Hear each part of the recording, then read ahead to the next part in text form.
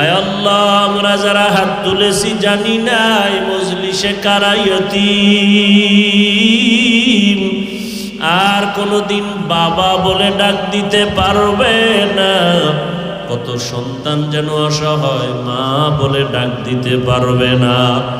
যেই মা যেই বাবার চোখের পানি আর দোয়ার কারণে সন্তান তুমি আজ টাকার মালিক, সম্মানের মালিক, ওই মা বাবার চোখের পানি আর দোয়া ছাড়া আমি বান্দা ওই সম্মানের জায়গায় আসতে পারি নাই।